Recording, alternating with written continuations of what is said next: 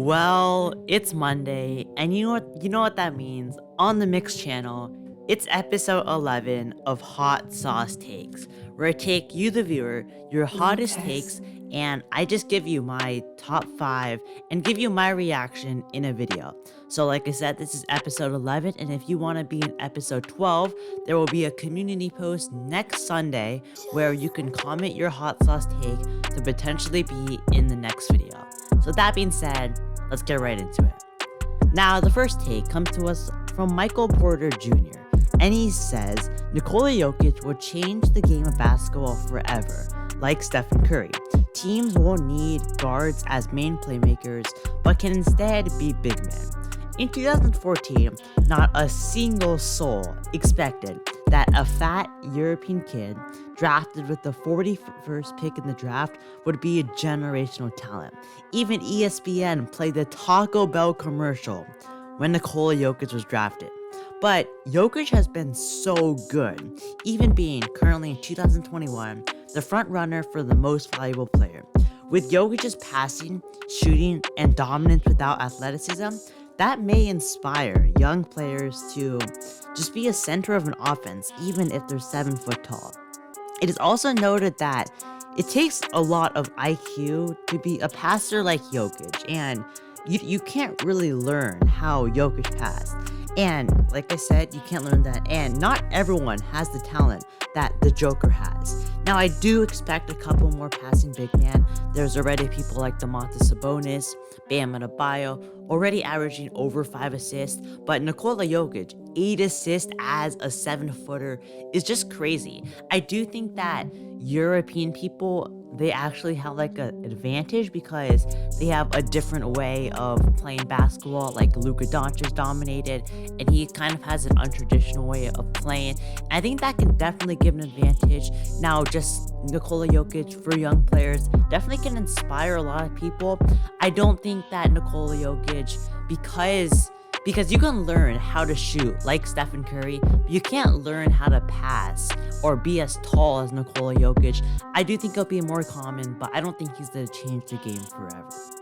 Then the next take we're going to be looking at comes to us from Luke. And he says, once the Golden State Warriors get Klay Thompson back, they are title contenders. For the last 5 years, the Warriors have been a dynasty, winning 3 championships and 5 finals appearances. But after Kevin Durant left and Klay Thompson's torn ACL, they had a bad year, and they got the second pick in the draft. This year, Klay tore his Achilles, hopefully gets well soon, but then they drafted James Wiseman, the best center in the draft, and we knew that James Wiseman's ceiling was so high. However, they are still the 10th seed in the Western Conference, with basically Stephen Curry doing everything. But the Warriors are kind of looking for the future. Kelly Oubre is just a rental, and hoping that Wiseman develops and they get a top 4, the 4th or 5th pick from the Wolves pick, with potential, and just with having the potential lineup of Stephen Curry, Klay Thompson, Andrew Wiggins, Draymond Green, James Wiseman, and hopefully you get, like I said, the 4th or 5th pick from the Wolves. That's a really good team with some other role players like Nico Mannion,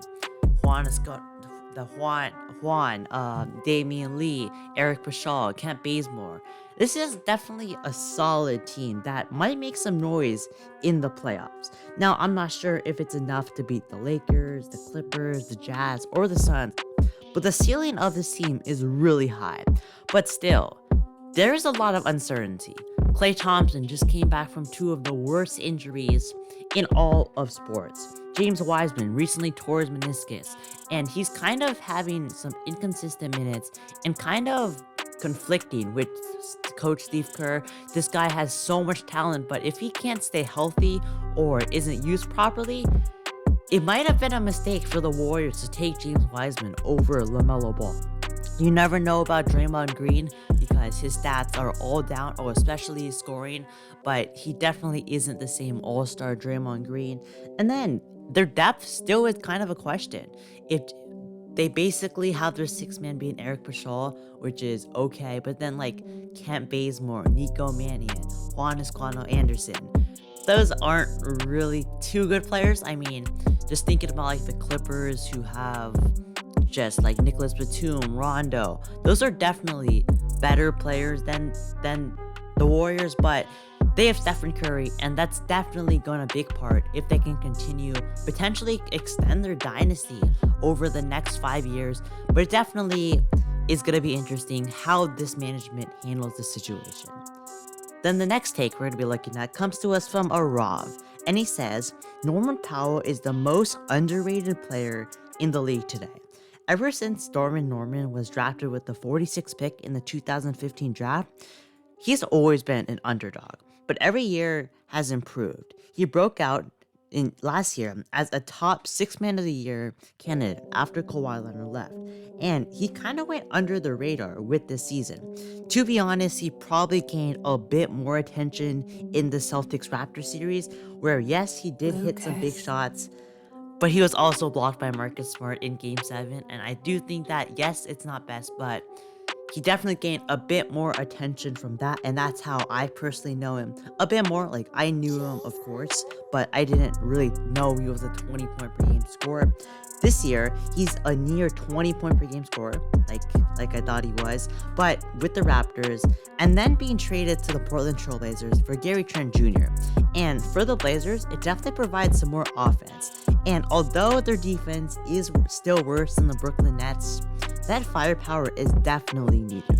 This year, he is a free agent, and hopefully the Blazers can re-sign him. He's definitely a good fit as a shooter, as a defender, being able to take it to the basket alongside Damian Lillard and CJ McCollum. I do think that Norman Powell is definitely underrated, but I'm not sure if he's the most underrated in the whole league, because there's players like De'Aaron Fox, Domantas Sabonis, DeMar DeRozan, who don't basically receive any attention and are definitely better than Norman Powell. Norman Powell is definitely underrated and definitely a really good player. I wouldn't say the most underrated in the league. Then the next take comes to us from Marco, and he says, Stephen Curry will be the best point guard of all time when it's all said and done. The point guard position is the most stacked position in basketball. All-time greats in Magic Johnson, Stephen Curry, Oscar Robertson, Isaiah Thomas, Steve Nash, Chris Paul, John Stockton, and many others great point guards that have dominated in the NBA. But the consensus top 2 point guards is Magic Johnson at 1, then Stephen Curry, and then you have players like Oscar Robertson, Steve Nash, and then etc. Magic is, my opinion, the 4th best player of all time, and I personally have Stephen Curry around the 15 to 11 range all time. Curry still has so many more years of his prime, as shooting translates very well as you age, because you don't have to be athletic, and shooting definitely doesn't warrant too many injuries.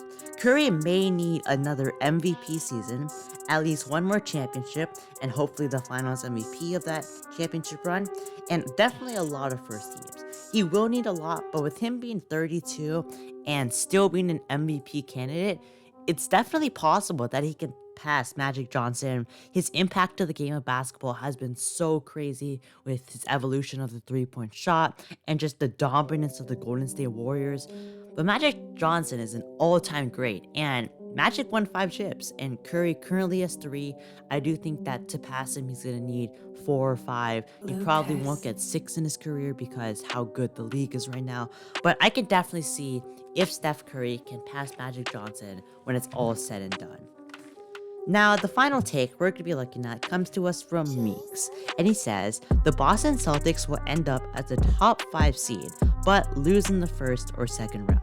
After making the conference finals, there are some really high expectations for the Celtics, led by Jaylen Brown and Jason Tatum, 2 all-stars that are elite on both ends, but it has basically only been Brown and Tatum.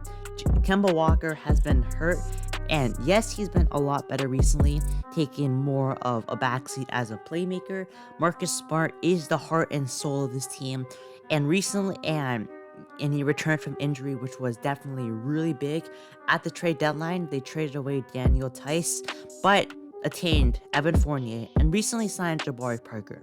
They're currently on a 6-game win streak, and they have fixed a lot of problems that a lot of people saw when they were below 500.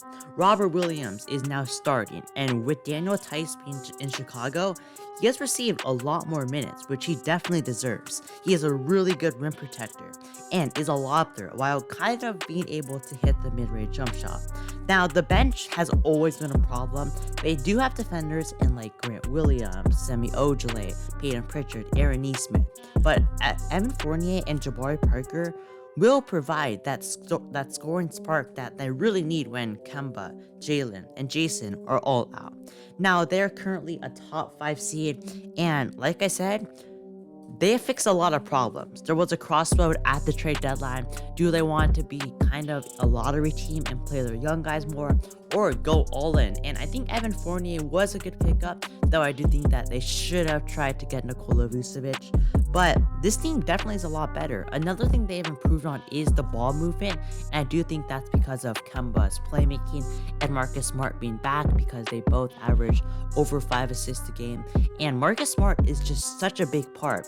Now, I do think that they still have a lot of ISOs with Jason Tatum, Jaylen Brown, Kemba Walker, but those people are good at ISOs, and just cutting it. Basically, the whole offense was give the ball to Jason Tatum or Jaylen Brown and let them score. And they've definitely been a lot better passing around the ball, getting open shots, finding cutters, and that's definitely want to see. Now, in the playoffs, it's tough to say, because I would personally have the Brooklyn Nets and Philadelphia 76ers over them pretty easily. I would say in like a 5 or 6 game series. And I would slightly have the Miami Heat and Milwaukee Bucks over them.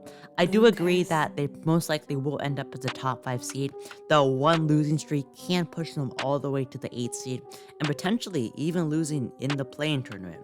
Danny Ainge needs to build around their stars better, and as we saw with Ben Simmons and Joel Embiid, a lot of people have been questioning the fit between Jason Tatum and Jaylen Brown, but I think it's the people around them. This year, when you add shooters alongside that Philly duo, they've been the best team in the East. And I do think that Kemba Walker is an interesting fit, but I think that he makes too much money. Marcus Smart's a good fit.